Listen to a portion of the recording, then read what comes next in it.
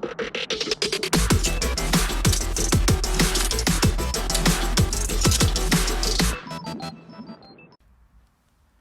my friends, Asoka the Geek here, and for this review we're going to take a look at the McFarlane Toys DC Multiverse McFarlane Collector Edition Green Lantern Alan Scott from the Day of Vengeance? Don't know what that is, but you know, whatever. Here he is in all of his Green Lantern glory.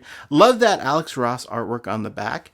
And I will say I almost skipped this figure just because I do actually have a DC Direct Alan Scott Green Lantern based on the artwork of Alex Ross. So I'm like, I don't need another Alan Scott figure, but here he is. I couldn't pass it up. I got this from the McFarlane Toys online store, and you know, he's just gonna look really nice next to the McFarlane J. Garrick, which I really like quite a bit. So I'm like, oh, what the heck? I'm just gonna do it.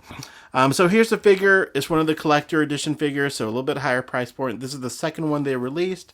Guys, if you watched any of my videos, you know my opinion on collector edition action figures. I guess I should go over it again since this might be the only video you've ever watched from me. But so far, I don't feel like the higher price point for these collector edition figures have been met just yet.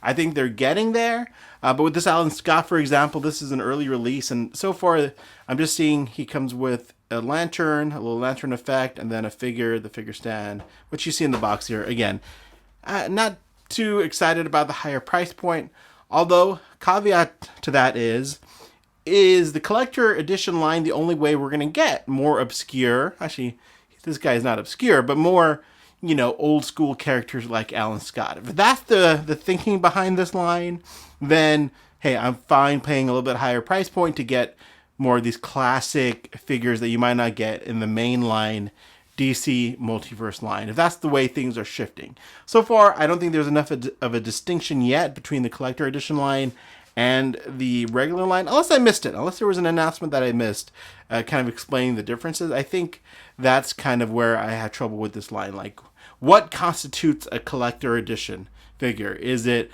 more accessories? Is it just the character is more obscure? You know, kind of what is, you know, a collector edition figure supposed to be. I think if we had more clarification on it, I think I would complain less about the collector edition branding. But that's enough of my tangent.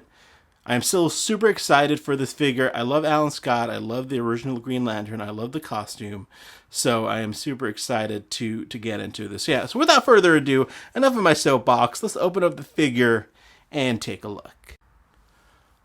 All right, my friends, so here is Mr. Alan Scott outside of the packaging. So he comes with a little Green Lantern effect that you can attach to his hand. So that's nice. So it comes with a translucent Green Lantern, which I really dig. Then here is the trading card and the stand. I love the black. Then there's the back of the trading card. So right off the bat, the costume doesn't really match the trading work art or match up to Alex Ross.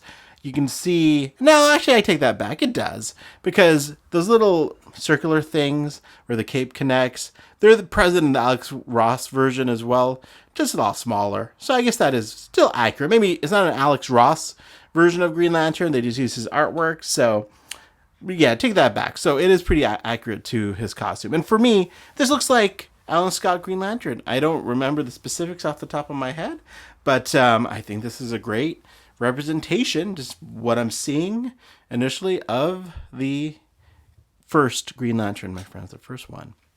Let's take a closer look here. So we have his head that's attached to his neck, it's attached to his body, and I think it looks really nice. It looks like Alan Scott. Gives you that, like, when was Alan Scott created? The 40s, late 40s, I would say. And it definitely has that matinee idol good looks. I love that cape. I love the puffed up collar. Not puffed up. That Martian Manhunter-esque collar. Actually, Martian Manhunter doesn't really wear his collar like this. It's more like folded down. But anyways, I love this collar. It looks great. It's such a cool effect, man. Just it's so interesting how they, you know, Julie Schwartz, you know, took this design back in the day and then totally reinvented it with Hal Jordan and the Green Lantern Corps. I mean, this is much more of a like Batman inspired look, totally different origin, like Alan Scott, if memory serves, found the lantern orb and fashioned a lantern out of it, thus becoming the Green Lantern. So totally different origin than what is, the present day Green Lantern. So it's just really cool how Julie Swartz back in the day was able to reinvent an already cool looking hero, but took it somewhere else. And I appreciate that Alan Scott is still active in continuity as far as I know. I think he is. Because, man, this is such a cool suit. I love the classics, guys. I love the really old classics. I like the 50s and 60s suits quite a bit. I mean, for me, give me more 90s characters, more 90s designs. But then I would love to go back, like these characters, give us way more classic, super classic design, stuff that maybe Mattel and DC Direct never got to. DC Direct definitely did a few versions of this, but I think Mattel did as well. But anyways, I'm just rambling at this point. Just really happy that we have this figure from McFarlane Toys. I'm glad I got it, even though I do have the DC Direct version. It's just beautiful. I like plastic capes over cloth goods cape, and I love the green on the inside, purple on the outside. Love the way it drapes over like that. You can make some really cool poses with him. I like his lantern just fell, but I love the lantern. There's the ring there on his fist. The costume looks great. I don't know if this is a completely original sculpt or if it's been repurposed. Someone from the comments will definitely let me know. But he has great range of motion. Look at that. A little bit of an ab crunch, not too much. You can bend back though.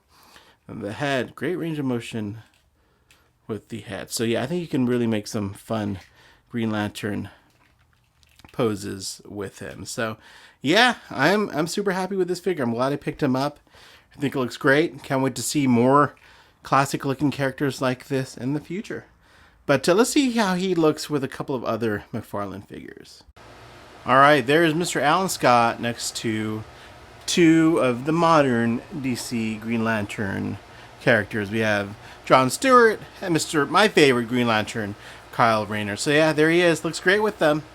Fits in real nice, guys. I hope we get a lot more Green Lantern figures from McFarlane. I would love to see more of the aliens. We need a Kilowog. Man, I just love Green Lanterns. I love collecting them. I love to build out a whole Green Lantern corpse from McFarlane. So yeah, hopefully we'll get more, guys. Hopefully we will get more. But there he is. I'll do some more content as always on my Instagram channel, Asoka the Geek. If there's something specific you guys would like to see, let me know, and I'll do my best to create like a YouTube short or another video. If you had more questions about his articulation or anything else you wanted to see with this figure, let me know here on YouTube or on Instagram. As always, let me know what you guys think in the comments below. If you liked what you saw, please consider subscribing. Thank you so much for taking the time to watch this video, and have a great day.